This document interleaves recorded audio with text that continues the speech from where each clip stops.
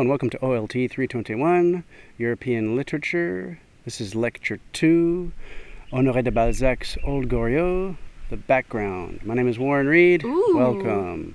Hey, I'm sorry that the first lecture was really long, but there were many things that I had to give you a good solid background and understanding of. So hopefully with this one we can speed things up a bit. Hooray! Especially, it takes forever to load these onto YouTube, so the shorter it is, the better it is for everybody. Yeah. So today we're going to talk about really the high points. We're going to talk about Honore de Balzac for like 10 seconds. We're going to talk about the French Revolution for like 5 seconds. And then we're going to talk about Balzac's place in European and world literature for maybe 2 seconds. Yeah. Balzac is one of the most important writers in the world. He influenced many writers with his style of realism. He influenced others.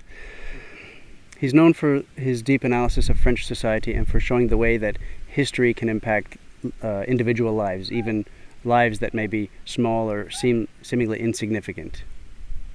His series of books, it's about 90 books plus about, a ton of short stories, is called The Human Comedy. He called it The Human Comedy, kind of in reference to Dante's Divine Comedy. The Divine Comedy was about life and death and heaven and hell, and his is about life on earth, daily matters, in the nitty-gritty details, as you find in realism.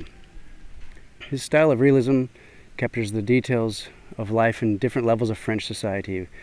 He was trying to capture a picture of France and French life at the time. So, of course, he writes about rich people, poor people, and everyone in between. Okay, now the French Revolution. The French Revolution didn't just happen in one day. No, it was a long process. They didn't just sort of walk in, kick out the king, and set up some dictatorial president or prime minister. No, it was a process that lasted for several years. It was a process in which little by little democracy replaced the monarchy. But it went to extremes, and once they executed the nobles who were troublemakers, then those in power started to execute their political rivals, until finally Napoleon came in and established his own empire. And then when that failed, they brought back the monarchy. And then eventually that failed too, and they brought back democracy. And it's been democracy ever since. It was 1848. It started with 1789, so you see quite a long period of time. But the time period of Balzac, when Balzac is writing about in Old Goriot, the revolution had been replaced by the monarchy in about 1814.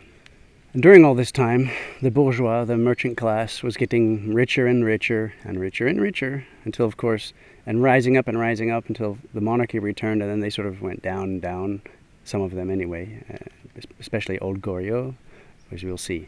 Balzac preferred the monarchy, but he was writing about life and times in which he lived, generally putting his own feelings aside, and he was able to accurately portray the new bourgeois democratic forces in play. And the driving force of the bourgeoisie is, of course, money. And he wrote extensively and analyzed the role of money in society and in post-revolutionary France. He's also known for making authorial intrusions or comments.